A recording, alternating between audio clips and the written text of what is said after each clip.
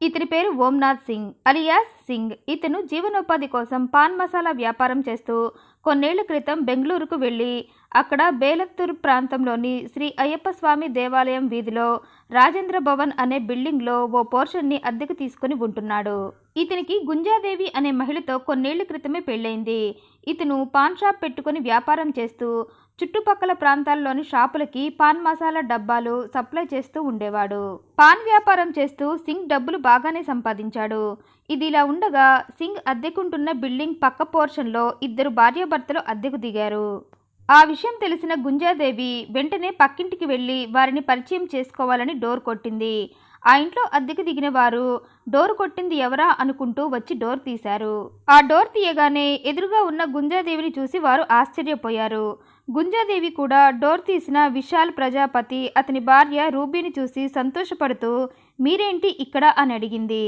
దానికి వారు ఇక్కడ కాడుగోడిలోని ఓ గార్మెంట్స్ ఫ్యాక్టరీలో మేమిద్దరం కొత్తగా ఉద్యోగంలో చేరామని చెప్పింది. వెంటనే గుంజాదేవి ఈ విషయాన్ని భర్త సింగ్కి చెప్పటంతో అతను కూడా వచ్చి భార్యాభర్తలిద్దరిని పలకరించి కాసేపు కుశల ప్రశ్నలు వేస్తూ మాటల మధ్యలో సింగ్ విశాల్తో నువ్వు గుజరాత్లో ఎందుకు ఉద్యోగం మానేసి ఇక్కడ ఉద్యోగానికి వచ్చావని అడిగాడు. అక్కడ తను చేసే ఫ్యాక్టరీలో జీతాలు సరిగా ఇవ్వటం లేదని, ఇప్పుడు కొత్తగా ఇక్కడ చేరిన ఫ్యాక్టరీలో జీతాలు కరెక్ట్గా ఇస్తారని నా ఫ్రెండ్ చెప్పటంతో ఇక్కడ ఉద్యోగంలో చేరామన్నాడు. సింగ్ విశాల్ ఇద్దరు కొన్నేళ్ల క్రితం గుజరాత్లో పక్కపక్క ఇళ్లల్లో ఉండేవారు. వీరి భార్యలు కూడా బాగా కలిసిపోయి సరదాగా ఉండేవాళ్ళు. సింగ్ తను పాన్ మసాలా వ్యాపారం చేస్తూ బెంగళూరు వచ్చి స్థిరపడ్డాడు. తనకు గతంలో పరిచయం ఉన్న వారే తమ పక్క పోర్షన్లోకి అద్దెకు రావటంతో సింగ్ చాలా సంతోషించాడు. అయితే ఇక్కడ సింగ్ మనసులో ఉన్న మర్మం వేరే. ఒకప్పుడు గుజరాత్లో పక్కపక్క ఇళ్లల్లో ఉన్నప్పుడు అతను విశాల్ భార్య రూబీపై కన్నేశాడు. కానీ వర్కౌట్ అవ్వలేదు. తను మనసుపడిన మగువ మళ్ళీ తన పక్కింట్లోకే రావటంతో ఈసారి ఎలాగైనా ఆమెను సొంతం చేసుకోవాలనుకొని పాత పరిచయాన్ని అడ్డుపెట్టుకొని రూబీతో సన్నిహితంగా మెలగటం మొదలుపెట్టాడు. మొదట్లో రూబీ పెద్దగా పట్టించుకోకపోయినా రాను రాను సింగ్ ప్రవర్తన ఇబ్బందికరంగా మారటంతో అతన్ని దూరం పెట్టింది. దాన్ని గ్రహించిన సింగ్ పిల్ల ఏం చేసినా తన వలలో పడట్లేదని ఆమెను పొందటానికి అవకాశం కోసం ఎదురు చూస్తున్నాడు. కొద్ది రోజులకి ఆ అవకాశం విశాల్ రూపంలో వచ్చింది. ఓ రోజు అతను సింగ్ దగ్గరికి వచ్చి అవసరం ఉందంటూ పెద్ద మొత్తంలో డబ్బడిగాడు.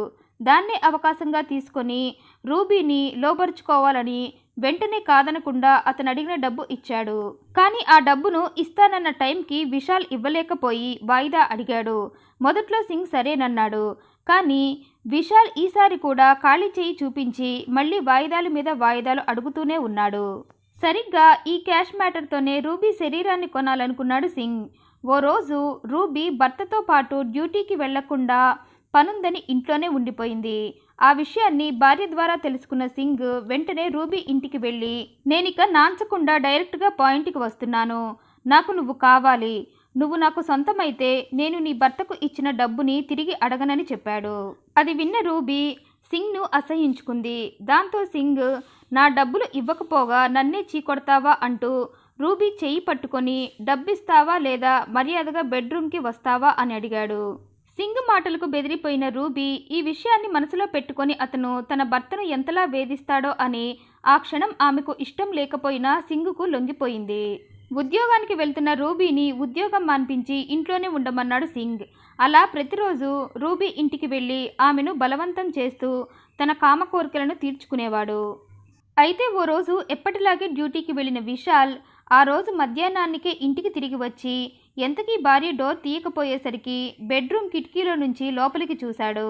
అక్కడ తన భార్య రూబీతో సింగ్ బలవంతంగా శృంగారం చేస్తూ కనిపించాడు. అది చూసిన విశాల్కి సీన్ మొత్తం అర్థమయ్యి సింగ్ వెళ్ళిపోయాక ఇంటికి వచ్చి నేనంతా చూశాను, అసలేం జరిగిందని రూబీని అడిగాడు.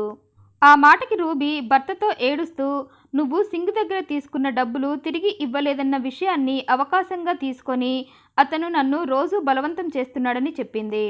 అది విన్న విశాల్కి సర్రుమంటూ కోపం వచ్చింది. డబ్బివ్వకపోతే ఇంత నీచంగా నా భార్యతో ప్రవర్తిస్తాడా అంటూ ఎలాగైనా సింగ్కి బుద్ధి చెప్పాలన్నాడు.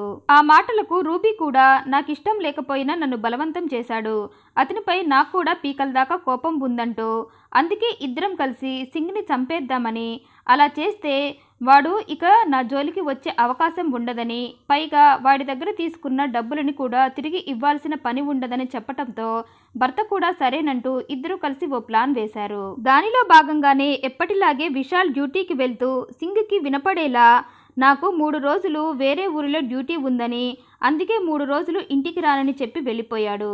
విశాల్ వెళ్ళిపోయాక సింగ్ రూబీ దగ్గరికి వచ్చాడు. వచ్చి రావటంతోటే నీ మొగుడు 3 రోజులు ఇంటికే రానని చెప్పి వెళ్ళాడుగా, అయితే ఈ 3 రోజులు మనం పెళ్ళైన కొత్తలో జరుపుకునే 3 రాత్రుల్లా ఇద్దరం ఎంజాయ్ చేద్దామని రూబీతో అన్నాడు. ఈలోగా వారి ప్లాన్లో భాగంగానే డ్యూటీకి వెళ్ళిన విశాల్ వెళ్ళిన పావు గంటకే మళ్ళీ ఇంటికి తిరిగొచ్చాడు. అతనలా ఇంటికి వచ్చి రావటంతోటే వెనక నుండి విశాల్ సింగ్ 2 చేతులు పట్టుకొని కుర్చీలో కూర్చోబెట్టాడు. భార్య అతని 2 చేతులను కాళ్లను తాళ్లతో కుర్చీకి కట్టేసింది. సింగ్ని పూర్తిగా కుర్చీకి కట్టేసిన భార్యాభర్తలు అతనిపై తమ కోపాన్ని తీర్చుకోవటం మొదలుపెట్టారు.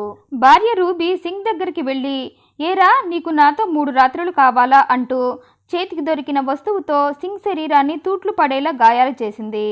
అలా మొగుడు పెళ్ళాలిద్దరూ సింగ్ కోరుకున్నట్లుగానే 3 రాత్రులు అతనికి ముల్లోకాలను చూపించి నిన్ను చంపే ముందు నీకో సర్ప్రైజ్ అంటూ సింగ్కి అతని భార్య గుంజాదేవిని చూపించారు.